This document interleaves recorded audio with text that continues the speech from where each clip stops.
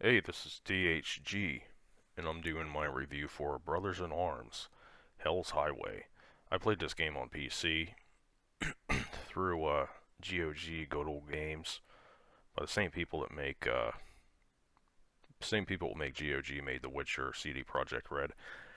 But Brothers in Arms was the last installment for the Brothers in Arms series. Came out on 360 PC, and at some point may have even come out on PS3. I don't know. But otherwise, gameplay, it doesn't vary that much from the previous two titles. That being said, I haven't played through the second one completely yet. It's mostly, you should recognize all this. The only thing that's really different about this title is they integrated a cover system into it. You're no longer just like pressing crouch and hiding down behind barriers. They instituted what's kind of like a Gears of War um, cover system. It works really good. You don't have a lot of issues with like your head popping up further than you think it is and then getting a headshot in there and you have to restart the checkpoint. They added some new teams like bazooka teams and all that stuff. You can do some tank levels in this game. You even do like a sniper mission. And so I'll just get into my review. I thought Brothers in Arms Hell's Highway was an average game overall. I it didn't We've already played the first two games at this point. I didn't think it reinvented the wheel enough to give it a better rating. But overall, I mean, it's serviceable if you're a fan of the series. If you like the older ones, you'll like this one. I mean, hell, even if you like World War II shooters and you just don't like ones like Call of Duty where you run out and you shoot everybody, you might enjoy this because it is more tactically based. Oh yeah, here's the part of the playthrough where that NPC got in my way and I couldn't get him out of the way. Dumbass. Reload checkpoint. It happens. Okay, first things first. Graphics. The graphics in this game are. I don't know how they were on consoles. It looked decent on computer, but I'm not really sure if I was playing a fully patched build. I'm assuming I was. So there were some technical issues, mostly with the frame rate, but functionally, I mean, it worked fine. It looked okay. It certainly wasn't a stellar title in terms of destruction or the sheer fidelity of the graphics or anything like that. I mean, it was serviceable in all regards. The character models looked pretty good though, so it was okay in terms of graphics. The controls. The controls in this game were pretty good, even for a pre-Call of Duty 4 era. It was really easy to pick up and play, although it still did take a little bit of getting used to. At the beginning of each level, because I don't sit down and just film the whole thing in one go,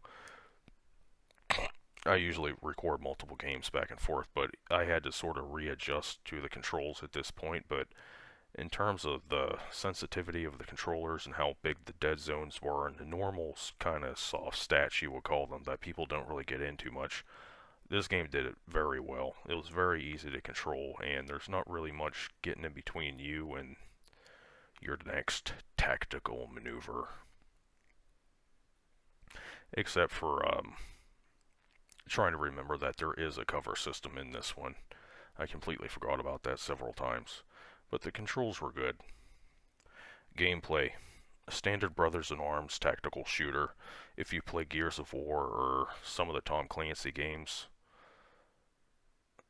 the ones I'm thinking of are like Wildlands, Future Soldier, stuff like that, Ghost Recon, Advanced Warrior, then you'd be familiar with how the cover system works. It's nothing too inventive, it's pretty unoriginal, but it works well. The sound. Oh, back into gameplay. Like I said, you throw in a sniper level here. I'm not going to showcase a sniper level, we all know what that looks like. But the tank levels I thought were a nice little break, and they worked really well. Here's the sniper level what happened. Oh, there we got the sniper and the tank back to back. There we go. I thought controlling these tanks was a lot of fun. Once you get through the mandatory tutorials, though, they actually let you take control. Tank controls were a bit of a pain in the ass because they're tank controls. We've all played the early Resident Evils at some point, assuming that most of my audience is people that are older like I am and remember these games. But the tank was a blast to drive. I really enjoyed this. I wish they would have made the tank levels a little bit longer, but I mean, they could just say you're artificially inflating the playtime at that point. People will rip on you for anything, but the tank was fun. I like the addition to that into the gameplay. You also get to use machine guns and rocket launchers now. The sound, I don't really recall much in the way of music. It wasn't like the other game I just got done reviewing, which is The Darkness, where it had superb ambient music. This, I really can't think of a single musical theme that appeared in the whole game, except for what you hear in the cutscenes from point to point. There wasn't really any ambient music, it's just you shooting everything. The sound, I did music before I got sound, I think. Sidetracked maybe a little bit. The sound is really good. All the bullets, every time you shoot a gun, it sounds great. The MG42 will make your ears blister if you're wearing headphones. You can hear footsteps, stuff like that. The rain, I thought the rain was pretty cool. At some point, I actually stopped and looked out my window to see if it was raining because it sounded so real. But so the music's non-existent in this game, but otherwise the sound effects sound really good. Quite an odd mix, but being it's a World War II shooter, I don't really think music's a big thing. Story. Oh, here's where this game loses massive points. The story in this game, like Brothers in Arms 1 and Brothers in Arms 2, didn't really have a story. It just followed the events of a certain sergeant and his squad from the Normandy landings at D-Day to a couple days out. D plus, I think, 7 or D plus 40. I don't know where the first one ended. This one actually tries to throw in some sort of a story that mixes superstition with the guilt of being a squad leader and a soldier and seeing your comrades die and all that, but it just didn't work because they kept trying to tie events of the first and the second game back to a certain item and tried to make it look like it was all some sort of a superstition while all this bad stuff was happening, but it made no sense. Quite frankly, I thought it was stupid. They could have done without it. And stability and bugs. There's some stability issues.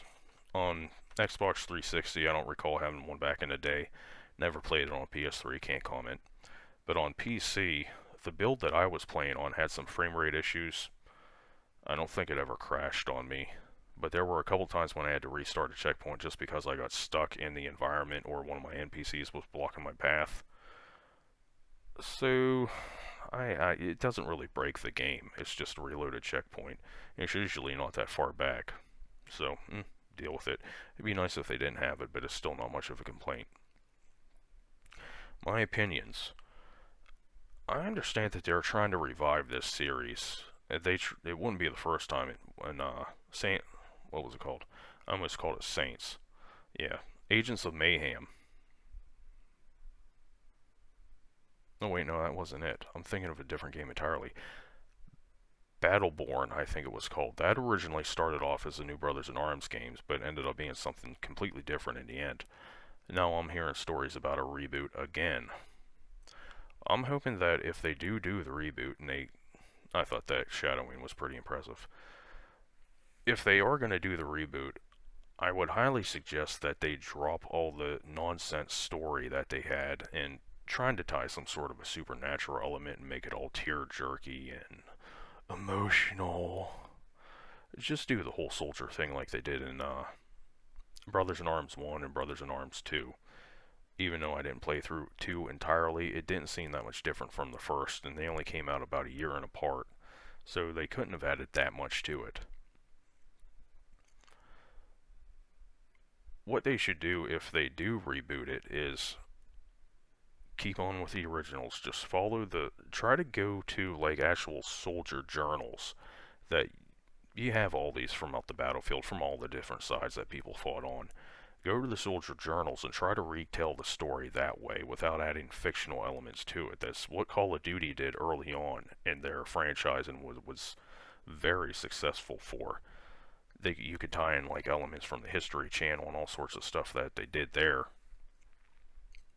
I mean, it's for me, someone that's seen all that stuff before, it would still be pretty cool and it'd be nice to see it again. But for a newer generation of gamers that have never seen crap like that, it might just suck them into the game a little bit more. But the heartfelt, emotional sequences in the game, like what's being on display here, it's just dumb. So that's my review for Brothers in Arms, Hell's Highway, and it's a good game. It's a good game to play, but my review is average. It doesn't do anything head and shoulders above other shooters at the time or even now. But it's still fun enough to play through, and anytime you just want to go from cover to cover and play a tactical shooter where your enemies aren't bullet sponges like Gears of War. So, Brothers in Arms, Hell's Highway, average.